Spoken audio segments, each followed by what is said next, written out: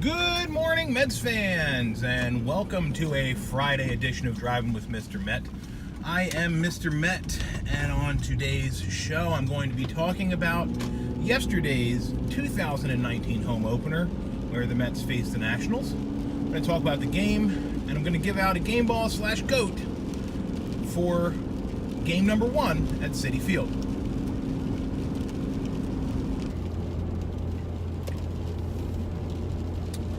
After falling 4-0 to the disgusting and despicable Washington Nationals yesterday, the Mets dropped to 5-2 on the young season, losing their home opener on what could be best described as a flat performance by everyone not named Noah Syndergaard.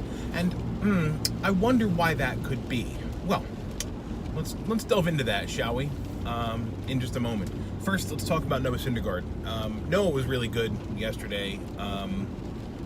Despite comments after the game where he was talking about still not having a feel for his slider, he managed to hold the Nats hitless through, I think, 6 innings, or into the 6th inning, despite having given up a lead prior to that with a walk and a passed ball and then a sacrifice safety squeeze bunt that the Nats pulled off to get a run. But anyway, Syndergaard was good yesterday. You can't really complain about the results. He pitched extremely well, and I was alluding a moment ago to why he pitched extremely well. He was the only player on the Mets team to get a decent night's sleep, and that leads us to GOAT number 1 for yesterday. GOAT number 1 is Major League Baseball. So there's 2 elements to this. One of them I found out about yesterday during the game, and the other one, of course, we've known about for a couple of days. First and foremost, scheduling the getaway day game in Miami to start at 6:10 instead of 7:10 out of consideration for the fact that the Mets had a day game the next day, is ludicrous. That extra hour does jack shit, and in a moment we'll find out why it was even worse than it could have been. So the MLB decides, well, we'll bump it up an hour. We'll start at 6:10 in Miami. So the Mets fly Syndergaard out early so that he can be in New York, well rested for his start. The rest of the team, however, had to play the game on Wednesday night in Miami. Game ended 9-something-ish. By the time they were ready to board the plane, it was well past 10 o'clock. By the time they were ready to get to the airport, it was well past 10 o'clock. And then MLB, in its infinite wisdom, randomly decides to drug test the team. So they needed a pee sample from everybody. And, you gotta love the New York Post. New York Post had a headline about Dominic Smith's pee.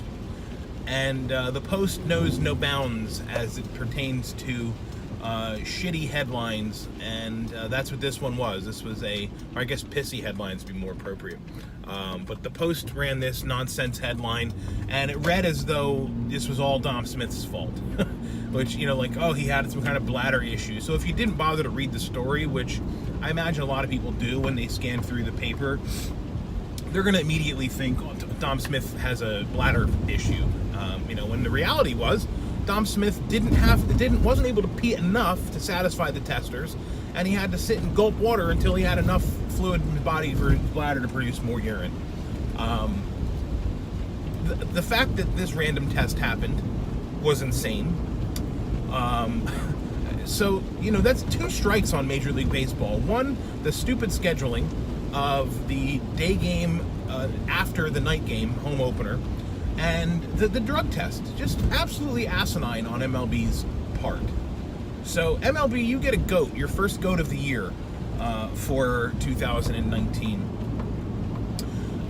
The other GOAT of yesterday's game was home plate umpire Pat Hoberg, who, I didn't notice it so much during the game. I was watching at work, and I wasn't really closely watching. It was sort of on the side of my desk. But I was listening to Gary Keith and Ron kind of huff and puff about the strike zone. And it wasn't until I saw on Twitter, and I can't remember who tweeted it, but it was a game day overlay of excuse me, the pitches that Syndergaard got called strikes and balls, and how many of the ball calls were not only in the strike zone, but well in the strike zone, according to PitchCast, GameCast, whatever. And it wasn't just Syndergaard either. It wasn't like the Mets were the only ones being stricken by this awful umpiring. Strasburg got hit with a couple of them as well. So, home plate umpire Pat Hoberg, you get yourself a goat as well for being a goat. I don't know. He probably doesn't deserve a goat, but I'm giving him one anyway. First umpire of the year to get a goat for 2019. So, as you can see, it is a rainy day in Pennsylvania. It's going to be rainy in New York as well. So, it's a good thing that the Mets have off today. Incidentally, today might have been a wonderful day for MLB to randomly test the team. Just a thought. Whatever. I digress. The Mets are back tomorrow. Zach Wheeler will be on the hill for the Mets, and then on Sunday it'll be Steven Matz on the mound. So we'll see how the Mets can round out this 3-game homestand, or home series rather, against the Washington Nationals. The Mets are, the Mets are looking to bounce back from this loss. 5-2 on the season. We'll see if they can go 6-2 after tomorrow's game. I will be back on Monday to talk about the weekend series. And until that time, I thank you for watching, as I always do. I appreciate it. Follow me on Twitter at Mr_Met. That's MISTER_, not spelled out, _MET.